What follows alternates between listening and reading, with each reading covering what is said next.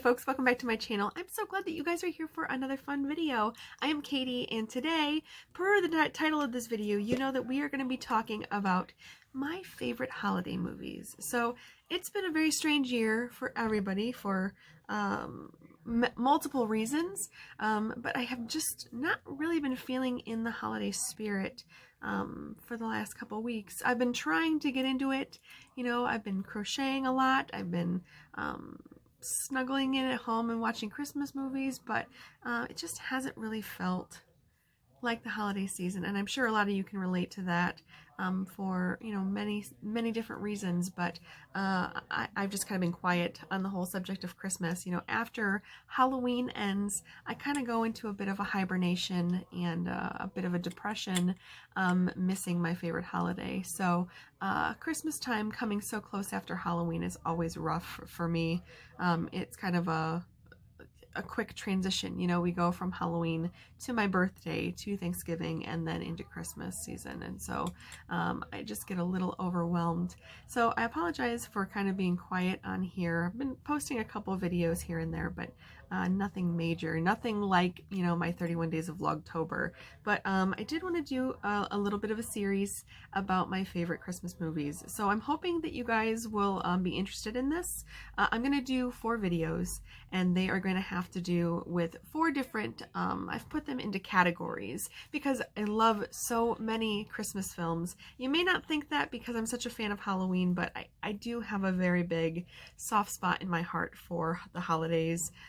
Christmas especially. You know, growing up, we watched every single classic Christmas film, and I have a very big love and affinity for any and every Christmas movie that comes out, especially, you know, if it's a big name that kind of comes to a theater, or now, you know, goes directly to stream.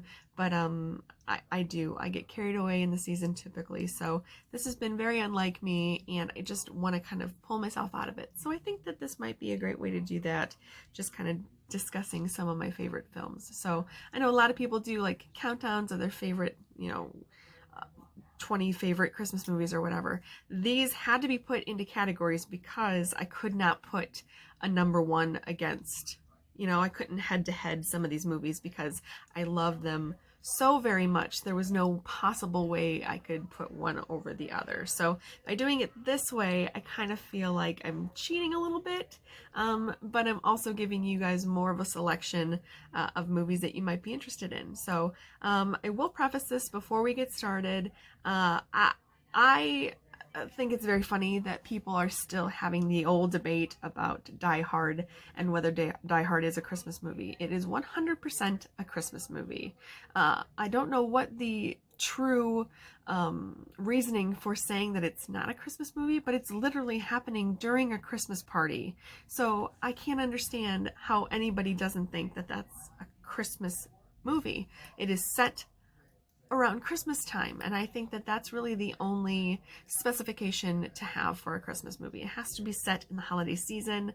It doesn't necessarily have to have Santa Claus and, you know, all those cheesy kind of holiday favorites. You know, it can be what it is, and I think that Die Hard does a really good job of being a great bridge between people that absolutely hate Christmas and people that absolutely love Christmas, because it kind of incorporates a little bit for both groups. You know, Die Hard is a really great action film above everything else, but it's a wonderful story. You know, it's John McClane and his wife, who I think are separated, and so I think it's her Christmas party. I've only seen Die Hard once, so I apologize. The most I know about Die Hard is the video game they used to have that my father played all the time, and I think he played it on our computer system. I don't think that we had a specific, like, I don't think it was on Sega or anything like that. I think it was on the computer.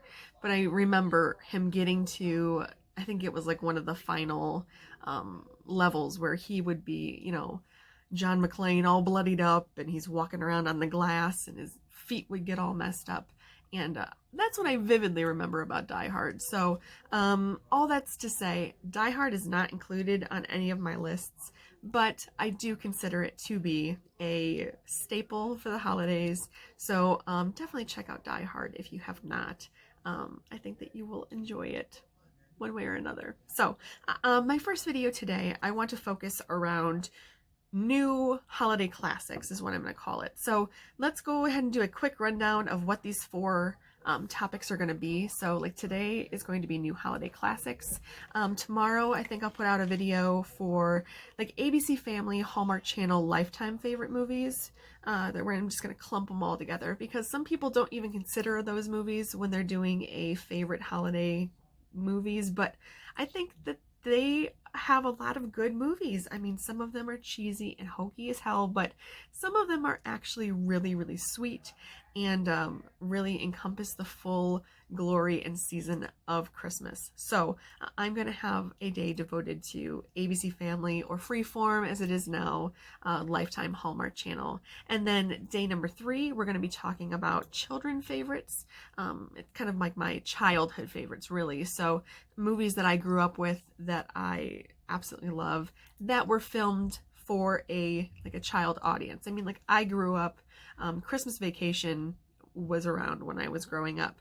I don't consider that to be a childhood favorite because it wasn't geared to kids. I never saw it when I was growing up, so that would not be included in that list. So these are going to be movies that were made for kids for, you know, kind of an all audience type movie. So childhood favorites will be in day number 3, and then day number 4, which will be the day before Christmas Eve, if I can get all of these synced up. We're going to be doing my favorite classic films. So that one's going to take a little bit longer. I have less on that list, but I have more to say about those movies because those are some of my very favorites. So let's go ahead and get started with today's listing. So like I said, these are my new holiday classics, and I have 8 films for you that I want to talk about today. So I'm going to do them in descending order. We'll talk about movie 8 all the way down to 1, and I'll tell you why they're kind of my favorites. So let's do number 8. So today, number 8 is going to be the new Disney Plus film that just released last year, that kind of launched with the streaming service. So it is the movie Noelle, and this one stars Bill Hader and Anna Kendrick, who are playing the brother and sisters and daughter and son to Santa Claus. And so Bill Hader's character is selected to take over for Santa Claus because he's planning on retiring, and he does not want the position, but his sister Noelle does. And so it's kind of following these two characters. It's absolutely delightful. I love Bill Hader. I'm sure I've talked about this when I was talking about It Chapter 2. Bill Hader's one of my favorite actors. I think he is adorable. I think he is hilarious. I think that he's a fabulous actor, and he really brought something special to this movie. I really just loved it to pieces. So it is a new film though, so it's only a year old, so that's why it's number 8 on my list. I haven't really been able to watch it several times and really become accustomed to it yet. Like I have been given the chance to kind of see the rest of the movies on my list. So that's why it's number 8. I'm not saying it's not really great, but that's why it shows up where it does on my list. So number 7 on my list is going to be one that people might laugh at me about, or they may think they may be surprised, because typically when I talk about Christmas and holiday movies, I am all about the sappy, cheesy movies, but there are a couple movies that I really enjoy that don't necessarily fall under either one of those categories. So this movie for number 7 is Office Christmas Party. So this one came out a couple years ago, I think in 2016 or 2017, and it stars Jason Bateman. I think Olivia Munn is in this. Kate McKinnon is in this, and it kind of follows around this group of people that have put together a Christmas party, and everything goes to hell in a very quick amount of time. And it's very, I always say it's very true to life to what you think your office Christmas party is going to turn into. You know, everybody goes to an office Christmas party and everyone is on their best behavior because the boss is there and all these things are going on. And this movie, you watch it and you go, Now, see, I'd pay money to go to a party like that. So I really enjoyed it for what it was, for the laughs that it had in it, and I really loved the cast. So I think Office Christmas Party is a great new classic. So that is my number 7. And number 6 on my list is also a new one. I think that this one was released in the United States last year, either 2019 or 2018, and it is a Christmas musical about the zombie apocalypse. So I have, of course, also discussed this movie on my channel before, but it is Anna and the Apocalypse, and this movie took me so far by surprise. There have been few movies that I have watched that really like draw me in and really make me fall in love with the characters. And this was a film where it was kind of a unknown cast for all intents and purposes. This is a Scottish film, and a lot of the main characters in the United States here, I hadn't heard of anybody that was in this movie. I just heard about the premise of the story. I thought it sounded hilarious, really wanted to see it, and it brought so many incredible elements that I was not expecting. So not only is it a zombie apocalypse film, it is a perfectly crafted musical. These songs are catchy, they're funny, they're heartwarming, they're heart-wrenching. They kind of really encapsulate the feelings that one would go through trying to survive a zombie apocalypse on Christmas Day. So I think that this was a perfect marriage of music and horror, and all those things around the holidays that you love were incorporated. All the things you love about the creepiest horror movies were also incorporated. So it was a beautiful marriage for me, as they're probably my two favorite genres of films are Christmas films and horror movies. So it bridged the gap lovely. So that is my number 6 pick, is Anna and the Apocalypse. So number 5 we're going to talk about today, and this is another fairly new movie. I think this one came out maybe 2013.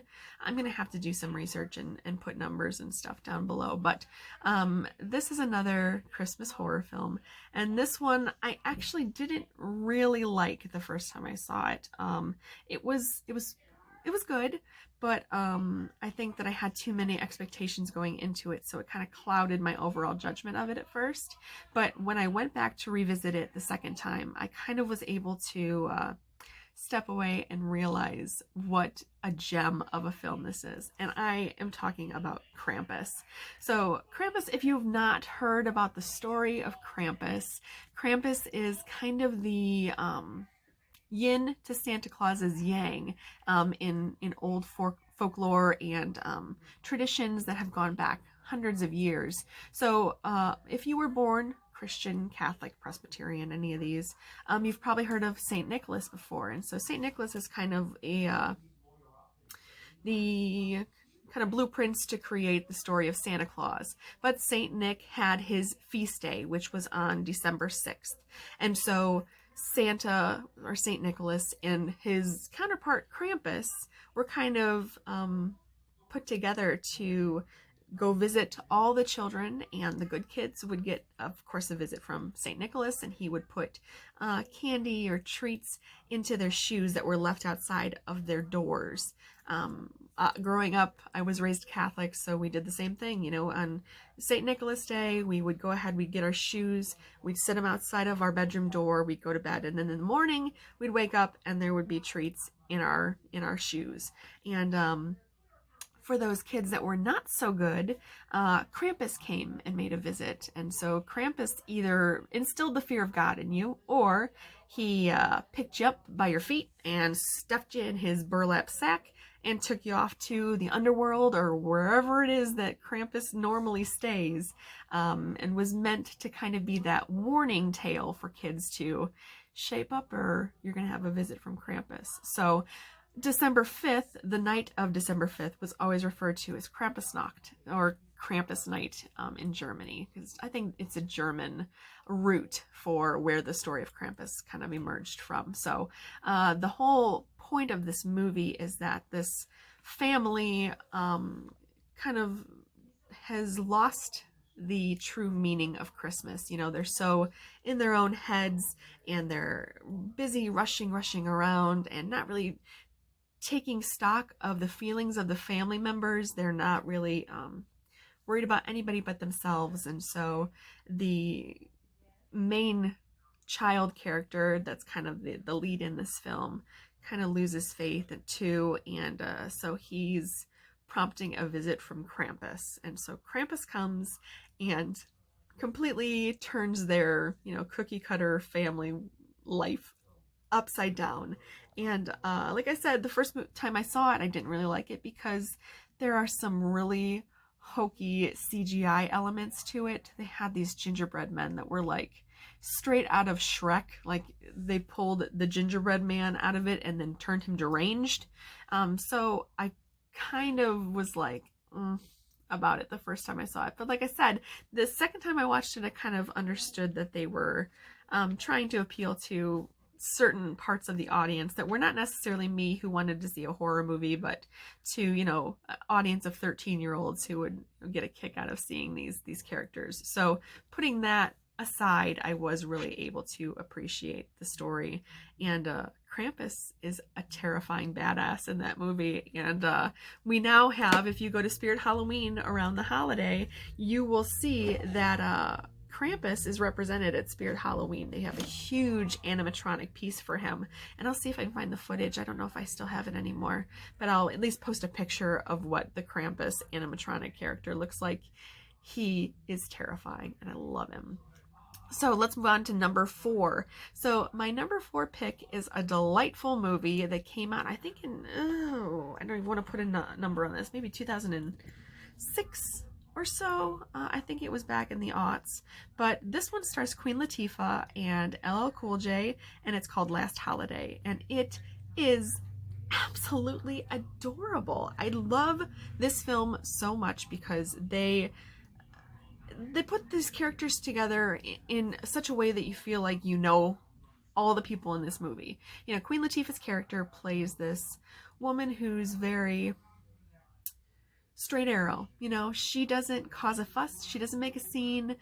She goes to work. She does her job. She goes home every single day. She doesn't, you know, try and disrupt the order of how things are. She is content with her job, not necessarily happy, but she, you know, kind of has fallen into this routine. She does not use her sick days. She, you know, is there when they need her, and kind of the model employee.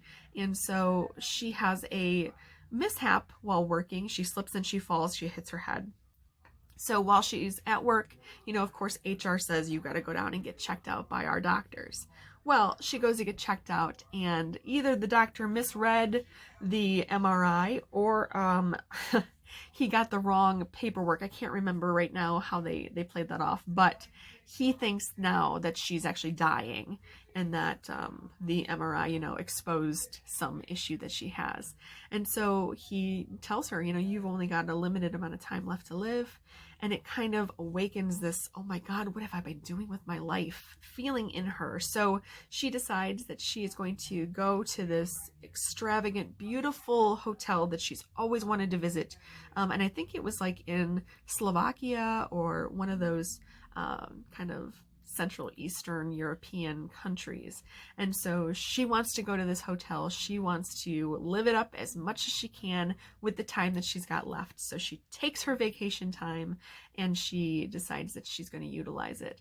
And it is so beautiful watching this character go from this timid, uniform, kind of, you know, sticks to the norms, and she becomes a whole new creation. She's confident, she's beautiful, she's empowered, and I love Queen Latifah. I have loved her ever since I was little, and I heard UNITY, I think, when did that come out? Like 91 or 92. And then she was doing Living Single, and I watched her in that, and I just thought she was the most amazing, fierce woman to follow. And so she's always been one of the tops. Whenever she's in a movie, I have to see her. So Last Holiday definitely does not disappoint. I absolutely love it. And so, you know, she's living it up in at this hotel. She meets this amazing chef, and she has all these opportunities thrown at her. And so there's a side story with LL Cool J's character where he's kind of a love interest, where she loves him from afar, but she, can never tell him how she feels, and he feels the same way about her. He's never, caused a fuss. He doesn't want to, impact the relationship that they have, but he finds out that she's dying, and then, he tries to go and see if there's anything he can do to save her, and then it comes out that the doctor misread the chart and she's actually just fine. So he heads off to try and find where she is, and it's just a really lovely film. So I definitely recommend that you check out Last Holiday. So number 3 on my list is one that's pretty popular. It's kind of waned a little bit over the years for some reason. I'm not too sure why in some viewers' eyes, but not mine. I think that this movie is an absolute masterpiece. And the first time I saw it, I bawled my eyes out at it because it was so wonderful. And the last time I saw it, which was probably like the 297th time I watched it, I still bawled my eyes out because it's just so good. And this movie is, of course, Love Actually. So it follows a group of people living in England, and the kind of the twists and turns that happen in their lives, how they intersect and how they are related to one another. I think there's like 12 or 13 different storylines that we are thrown, and we're trying to navigate who is who and what's going on. So when you first start watching the film, you're very disoriented because you're like, well, I don't know what's happening. I don't know these characters. And as it progresses and you get involved in these characters' lives and you find that they intertwine, it is really just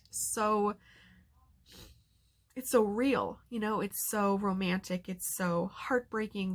This is not a sappy feel-good movie all the way through. There are some crushing blows in this movie. There is infidelity, there is loss, there is, unrequited love, there is, the disillusion of a marriage. There are so many things that puts you on the reality spectrum, but then there's also these storylines that just kind of lift you up and make you happy. There's Bill Nighy is in this, and if you don't know who Bill Nighy is, I think I talked about him when I was discussing Underworld during my 31 Days of Vlogtober, but I love Bill Nighy. He has got such a way with his acting credibility in everything that he's been in. I've adored him. So he was in Underworld, and he was also in one of my favorite movies of all time, About Time, which came out I think in 2014 or 15 maybe, but it starred Rachel McAdams and Domhnall Gleeson, and they are these two lovely characters. But Bill Nighy really created such an amazing part of that movie that it sticks with me every time I see it. But he is that kind of an actor where if you see that he's in it, you're automatically going, okay, this is going to be good. It's going to be good regardless of everything else involved. So you have Bill Nighy, but then you also have Hugh Grant, and you have Emma Thompson, and you have Liam Neeson, and you have Andrew Lincoln's in it, and oh my gosh, Colin Firth, and a bajillion other people. Laura Linney is in it. I can't get through all of them because I know I'm just going to miss a pile of them. But, it is such a well-known, lovely cast. And like I said, I think that they marriage the story brilliantly to kind of intersect in everyone's lives. And it's just, it leaves you, like I said, because it's not happy all the way through, but it does leave you with a feeling of hope. And I think that at the holiday season, that's what you want to watch more than anything. And aside from, love and things like that, you want to see a little bit of reality, but you also want to know that it's going to be okay at the end. So that's what I really, really love about Love Actually. So if you've not seen it, definitely check out Love Actually. It's long, but it is definitely worth it.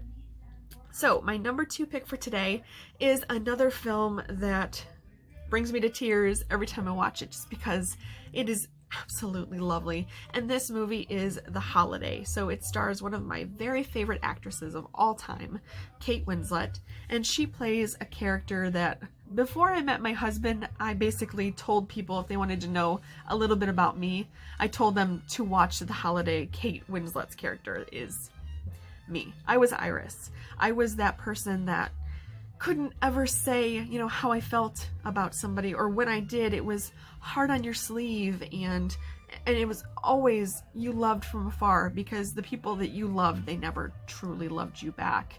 And so I just felt for her. I'm so sorry about the music that's going on in the background. My husband is watching the movie Chef. If you've never seen it, it's like his favorite movie of all time. I don't know how to explain it. It's about this guy who opens a food truck, and stars Jon Favreau. He loves it. Anyway, that's, if you hear the music down below, that's what's going on. But The Holiday, like I said, it kind of follows along Kate Winslet's character of Iris, and she lives in England. She works for, I think, a magazine or a newspaper, and she works as, you know, a journalist, and so she kind of keeps to herself. She's got a bit of a quiet life. She's got a, you know, a cottage out in the countryside, and keeps to herself, doesn't really, you know, expect much, but has always got her head in the clouds, I think. You know, she's one of those characters. And then the other main character in this movie is played by Cameron Diaz, and she plays this strong, fierce, you know, Los Angeles executive type, you know what I mean? Like, she works for a high-powered firm where they create movie trailers, and so she's, you know, one of the best in the business, and she sleeps, eats everything about these movies, and so she has kind of distanced herself from love, from her friends, from everything else, just try and focus on her job. And so in doing so, she has pushed everybody away, and she wonders, you know, why her boyfriend is being, you know, unfaithful to her, and why she's, you know, alone at the holidays. And so she decides that she wants to do a home switch. She finds it online, finds that Iris's home is available to, you know, switch out. So what that means is they get to change lives. So cars, houses, for 2 weeks, they're going to be, you know, on the opposite sides of the world, basically, living each other's lives for a couple weeks. And so both women, I think, are able to find out a lot about themselves in this process. You know, they're able to be a bit more vulnerable, you know, in the case of Cameron Diaz. And in the case of Kate Winslet, she finds her voice, and she becomes stronger because of her new opportunities that kind of get thrown her way from the people that she meets. And it's just a really terrific film, you know, and it's set around the holidays. It doesn't kind of shove Christmas down your throat, which that's what I really like about a Christmas movie, is that, you know, it's set around Christmas, but they're not singing jingle bells or, you know, shoving, you know, chestnuts or something under your nose the whole time. So it's subtle, but it's a beautiful story. You know, like I said, Kate Winslet's house is set out in the country, so of course it snows, and it's just really very Hugo-like. So if you've seen my video about Hugo, you kind of get that total feel of the comfort and security that she feels in her home. So the fact that she goes across the pond, goes to LA, and is living this insane new life for these 2 weeks, it changes both of their lives and the people that they come into contact with.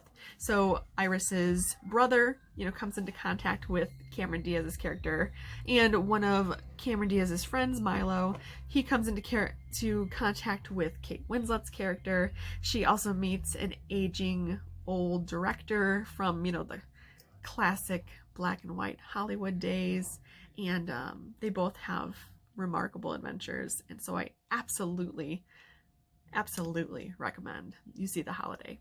So my number one, we're on number one. I didn't even realize. Okay, so number one, this movie, I have loved this movie since I was very young. It came out in the 90s, and it stars another one of my favorite actresses, Sandra Bullock. And so this movie kind of gets thrown under the rug a lot. Like, you talk about Christmas movies, and this one doesn't get picked up very often, but it is my must-see, especially around the holidays with my mom, because I remember my mom and I watching this and just laughing until we were sick, because it was just so funny. There are so many one-lines in this movie that we quote all the time. And so I'm actually talking about the movie While You Were Sleeping. So While You Were Sleeping follows the story, you know, of Sandra Bullock's character Lucy, who is an orphan for all intents and purposes. Her parents have died. She has no siblings. She works for the Chicago CTA, and so she keeps to herself and she does her job. She keeps her nose clean. A lot of the movies I'm talking about are kind of following characters like this, where they don't cause a fuss, they don't make a scene, and something happens to them. So in the case of While You Were Sleeping, she secretly pines for one person that comes through her line on the L every single day. And so he is played by Peter Gallagher, and Peter Gallagher is really great in this part because he's got, you know, very little talking scenes. Most of the time he's actually in a coma, and this happens because he goes through, you know, the terminal on Christmas Day, and he's standing waiting to get on the L line, and some people come by, mug him, push him onto the train tracks, and he loses consciousness. So Sandra Bullock sees this happening, realizes it's this, you know, this love of her life she's never talked to before, and so she goes, she saves him, and in the process of trying to get things cleared up, she goes to the hospital to see if he's okay, and people say that she's now his fiance. So it becomes this weird tangle of misinformation, and she keeps falling further and further and further into the lie because she can't, you know, she doesn't want to lie, but she also doesn't want to break the hearts of the family members that come to see Peter Gallagher's character, who's also named Peter in the movie. So you have this weird kind of teeter-totter game where she wants to she wants to tell him the truth, but then she starts falling in love with all of these people, you know, because they kind of bring her in, you know, because she's the fiance they didn't know about, and they want to get to know her, and so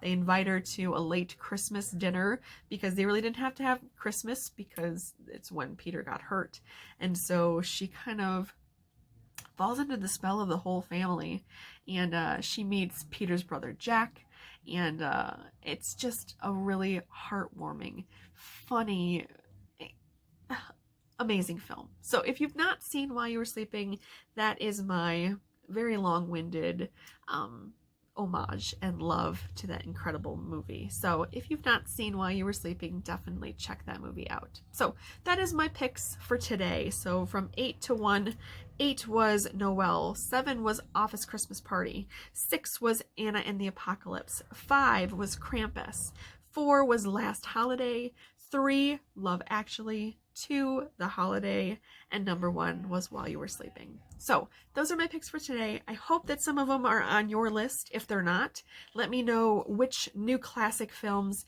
you would have on your list. Now, like I said, new classic is movies from the 90s through today. So I didn't include anything from the 80s and before that. So stay with me. I'll get to those movies here in due time. But from 90s and up, let me know what your favorite new classic films are. And I will see all of your lovely faces in my next video.